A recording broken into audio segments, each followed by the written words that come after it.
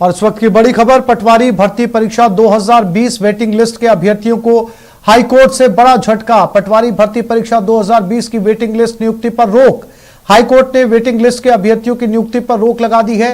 High court ने board के normalisation प्रक्रिया पर यह नोटिस जारी किया है। नॉर्मलाइजेशन से शिफ्ट 4 से मात्र 11% अभ्यर्थियों का चयन, शिफ्ट 1 से 36% अभ्यर्थियों का चयन। 13 दिसंबर को होगी मामले पर अगली सुनवाई।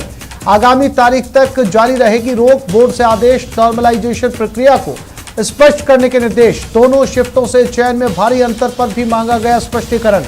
13 दिसंबर को होगी मामले पर अगली सुनवाई।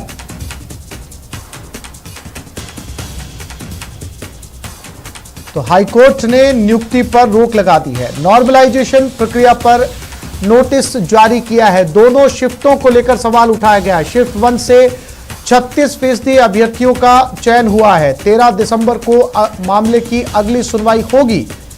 हाईकोर्ट ने नियुक्ति पर रोक लगा दी है।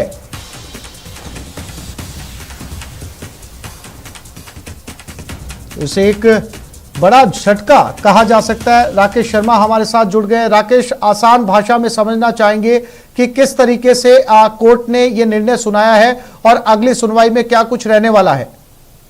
बिल्कुल, देखिए, जिस तरीके से पटवारी भर्ती परीक्षा चल रही थी, इसमें वेटिंग लिस्ट के अभ्यर्थियों की जो है उनकी उनको नियुक्तियां दी जा रही थी। तो इसमें अभी जो परीक्षा आयोजित की गई थी वो 4 शिफ्टों में आयोजित की गई थी। तो चौथी शिफ्ट में जो अभ्यर्थी थे उनको वेटिंग लिस्ट में सिर्फ 11% ही उनका चयन किया गया है, जबकि पहली जो शिफ्ट में जो एग्जाम हुई थी और उसमें जो वेटिंग लिस्ट थे उसमें से लगभग 36% से ज्यादा अभ्यर्थियों का चयन किया गया है। तो इस पूरे मामले को लेकर, क्योंकि पूरी परीक्षा में एक समानता होनी थी और पारदर्शिता इसमें रखनी थी, तो इस मामले को लेकर के हाईकोर्ट में याचिका लगाई गई थी और याचिकाकर्ताओं द्वारा जो है इसमें अनियमितताओं के भी आरोप लगाए गए थे। तो हाईकोर्ट ने इस मामले को सुना है और सुनने के बाद जो एडवोकेट विज्ञान था और उन्होंने इस पूरे मामले को जो अच्छे से रखा। हाईकोर्ट ने इस मामले को संदिग्ध पाया है और बोर्ड को नोटिस जारी किया है और उससे जवाब मांगा है कि जो एक नॉर्मलाइजेशन की प्रक्रिया इस परीक्षा के दौरान अपनाई गई थी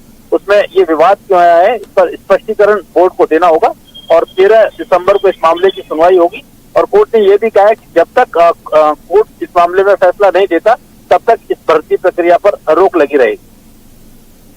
राकेश, दोनों शिफ्टों का क्या मामला रहा, क्योंकि इस निर्णय के अंदर जो सुनवाई के अंदर दोनों शिफ्टों का भी जिक्र किया गया है। पहली शिफ्ट से 36% अभ्यर्थियों का चयन हुआ है। बिल्कुल, देखिए आसिफ, इसमें जो 4 शिफ्टों में परीक्षा हुई थी, पहली शिफ्ट में जो परीक्षा आयोजित की गई थी उस शिफ्ट विशेष से लगभग 36% अभ्यर्थियों का चयन किया गया है, जबकि चौथी जो शिफ्ट हुई थी उसमें से मात्र 11% जो अभ्यर्थी उनका चयन हुआ है।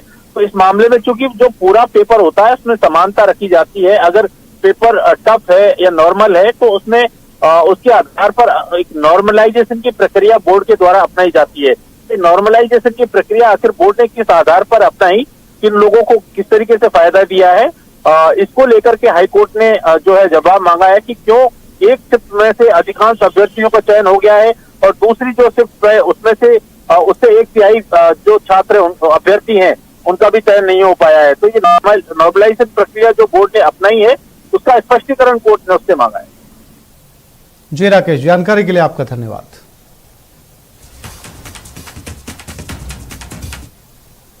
और ये बड़ी खबर जोधपुर से, जोधपुर के सेतरावा से ये खबर है।